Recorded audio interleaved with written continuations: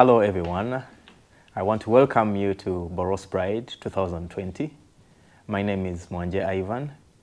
I am a member of RFSL Newcomers in Borås. I am also one of the coordinators of the Anti-Racism Network in RFSL.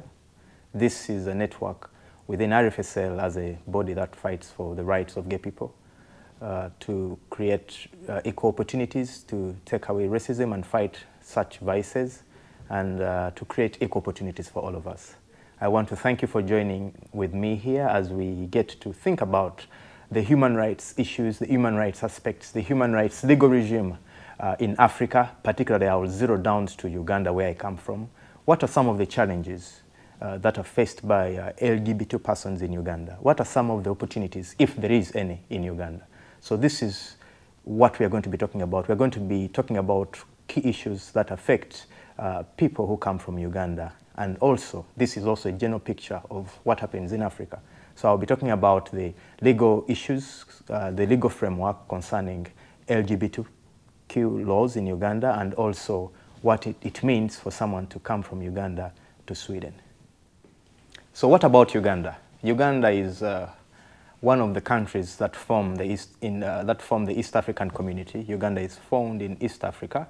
It neighbors Rwanda, Kenya, Tanzania, South Sudan, and it is a very good country, I should say. One of the colonialists who first came to Uganda dubbed it the Pearl of Africa. So when you get to Uganda, the green sceneries, the wildlife, the good people who are welcoming, it's a very beautiful country to visit. It's a very beautiful country to live. But what does it mean to live in Uganda as a person who belongs to the LGBT community? That's a very big question. It is filled with a lot of challenges. But I want to take you through the legal framework that governs or provides for LGBT persons in Uganda. Uganda is one of the common law countries. It was colonized by Britain. And being a colony or a Commonwealth country, Uganda has laws that emanate or come straight from England, and it's just a replica of the English laws that are almost being used in Uganda. So the Republic of Uganda is governed under the Constitution of Uganda, 1995 Constitution. It's the newest constitution we've had, and this constitution is considered in law the ground norm. The ground norm in Uganda, in English, it means, or in law, I'm going to take this lecture to teach. I know by the time we finish this, you will have learned some new words, so in common law and English law. So the ground norm means a law that is supreme. So the Constitution, the 1995 Constitution of Uganda, is the supreme law of the land. So if there is any law that is in contradiction with the Constitution, that law has to be judged as per the provisions of the Constitution. So the Constitution is the supreme law of the land. And it is very interesting to speak to you and to educate you about some of the provisions in the Ugandan Constitution. Particularly, I'm more interested in the Bill of Rights, which are found in Chapter 4 of the Ugandan Constitution. I should say that Uganda is, at the international level, the legal framework, Uganda subscribes to international instruments and conventions, and it is a signatory and a member party to most of the international instruments at the international level, at the African regional level, on the African level, and also Uganda as a country. So we have ratified the International Convention on Civil and Political Rights, the ICCPR. We have also ratified the International Convention on Economic, Social, and Cultural Rights. We have also ratified the Convention on Elimination of Discrimination. We have also ratified a lot of conventions, including the Convention on Against Torture. So Uganda at the international level is doing so well at ratifying and being a member to these well-drafted, well-articulated documents that provide for human rights, including the right of LGBT persons, the right to freedom of discrimination, the right freedom from discrimination on grounds of sex, on grounds of color, on grounds of race. So from the international level, Uganda is doing well, and it has ratified some of these quite interesting documents. Now, coming down to at the national level, we have the Constitution of Uganda, as I've told you, the ground norm. The Constitution of Uganda I want to think is one of the most progressive, the most interesting constitutions to read, particularly if you interest yourself with the Bill of Rights that are contained in the Ugandan Constitution. If you're very good at reading, you will go and look at it. It's like a copy and paste of what is provided for in these international instruments. The Ugandan Constitution, as far as human rights are concerned, the wording, the clauses, it is so beautiful. But what happens in practice?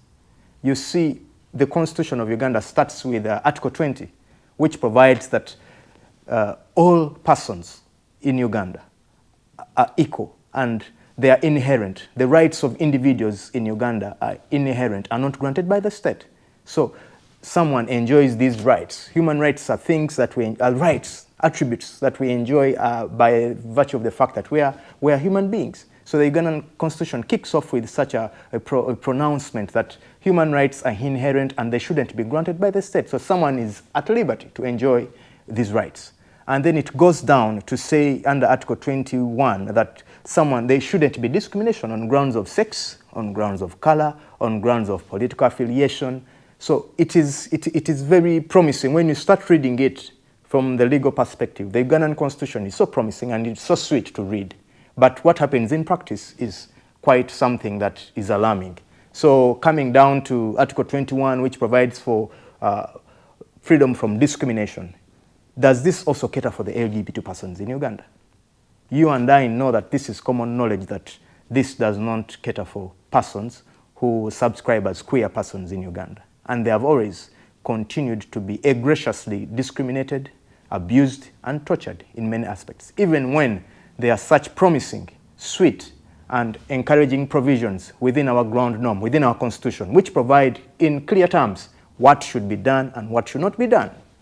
I want to tell you that Article 24 of the Ugandan Constitution provides for freedom from being tortured and being treated inhumanly, degrading treatment. It clearly states that one should not be tortured. And the freedom from torture is one of the most important rights within our Bill of Rights in the Constitution of Uganda, because it is one of those rights under the Constitution which cannot be derogated. In law, that means these are rights which cannot be done away with. You cannot abuse this right of freedom of torture in the Ugandan Constitution, as the Constitution says. But what happens to you in practice? The Uganda police, the security forces, the crowds, the masses, the people, they always, every day, descend on LGBT persons. They beat them, they round them, they box them, they torture them in different ways. This is common knowledge, and if you get to speak to any newcomer, if you get to speak to any LGBT persons from Uganda, they will tell you what happens. You've seen these things. So there is a very big contradiction and contrast between our Constitution, what it provides in letters, and what actually happens. The other thing I want to talk about is from the Constitution, you get down to laws. We have laws that criminalize, domestic laws that criminalize same-sex sexual activities. For example, we inherited the common law system, and one of the laws that we have stayed or grappled with is provided for under the Penal Code Act. The Penal Code Act provides or criminalizes same-sex activities as dubbing them as unnatural sex. So if you engage in such activities as same-sex, you will be criminalized. You will be put in jail for life imprisonment under the Penal Code Act, or 7 years if you're trying to promote it. So the laws that are operating are in direct contrast or conflict with the provisions of the Constitution, which says people are free to express themselves. But when you come down to the Penal Code Act, it is criminalizing same-sex activities, dubbing them as unnatural. So who defines what is natural? Who defines what is unnatural? So all these are things that I want us to think about. And there was an interesting or sad law that was passed in 2013. You know, it is common knowledge that it is out there. The Anti-Homosexuality Act, which was passed in 2013. And it was assented to in law in 2014 by the president. But later on, around August, it was declared null and void by the Constitutional Court of Uganda. This was a law which was passed to criminalize same-sex homosexual activities in Uganda. You know that under this law, many homosexuals in Uganda were going to face homophobia, transphobia, and all risks and threats that came with such a legislation. So there are a lot of laws. Even when this law was nullified or it was done away with, the public perception and the politicians, our president always comes out and they speak ill against people who are promoting same-sex activities in Uganda, the NGOs, and even the persons themselves who are engaging in these activities. They are being arrested every now and then. It is so sad to note that even when, now in the period of the pandemic, coronavirus, just in the month of March, there were lots of, around 26 LGBT persons who were arrested by police and put in jail arbitrarily without facing court or without being produced in court to answer any charge. And then police was using the newly passed regulations to stop the curb of the spread of coronavirus. So the community, the LGBT persons are always being persecuted, they are always being tortured, and they have no space to express themselves. So the law, the Penal Code Act, the Anti-Homosexuality Act, even though repealed, in practice it is still working. So it's a mix of different things that are coming up in play. There is no real rule of law. There is what they call rule of law. Rule of law is ruling according to the law and following what the laws provide. But we find a lot of challenges when it comes to following what the Constitution says, what these international instruments that we've subscribed to, what they say. There is total disrespect of the principles of rule of law and how justice has to be done. So I want to tell you that there is a lot of challenges that are faced by the LGBT persons in Uganda, most especially from the legal perspective. We have laws that give with one hand and take with another hand. And on top of that, the public perceptions on what is right and what is wrong, and the religious leaders who every now and then have come out and said that even this pandemic, coronavirus itself, it is as a result of the fact that God is trying to punish us for the sins of we, the gay people. So there is a lot of things all put in one basket. The laws, the perceptions and intimidations from the public to every sphere of life, which limit the space for any person who subscribes as a queer person in Uganda. And that's one of the challenges that we have. So my friends, at such a backdrop of what happens in Uganda, what happens in Kenya, what happens in even other African countries where I know for sure that the position as it is in Uganda is just the same replica of what happens in other parts of Africa and in other parts of the world. Most people try to find a way of escaping the risk of being persecuted, the risk of being in the closet for quite a long time, the risk of being what they are not, the risk of always covering themselves, the risk of being persecuted, the risk of torture. And they run and try to seek protection. One of the countries that is at the forefront of giving such protection is Sweden, Sverige. And you and I know that there are a lot of people who come here to seek asylum on grounds of persecutions from their home countries, on the grounds of sexual orientation and what they are. And here they come to Sweden as newcomers. I want to take this opportunity to reach out and thank the organization of RFSL, because it has given a lot of people, it has given us an opportunity to express ourselves in different forms and try to make us feel comfortable as newcomers. When you just arrive here, everything is different, systems are different. You don't know whether it is the same protection you can have. You don't know whether you're safe here as well. But RFSL, through its different branches, it has given a helping hand to most of the newcomers and trying to make them feel at home, trying to give them space to express themselves. And this is something that we cannot take for granted. We also want to thank the government and the Swedish authorities who are doing their part to give, to accommodate many of the asylum seekers. My call today is that as Sweden is grappling to come up with a new system of migration, the migration policy. Just the other day, we met with an organization, Sister Cleavet, which is trying to advocate for a better migration policy. And the stories from the different people, when you hear them there, you get to have tears flowing in your eye just because of the sad stories you get to hear. So we want to ask those who are in power, we want to ask, to appeal to make a clerical call to those who make decisions that people run away from their countries. It's never easy to come to Sweden here, and sometimes we don't choose where we want to be. But when you come here also, sometimes, or most of the times, the system keeps boxing you around, the migration policy.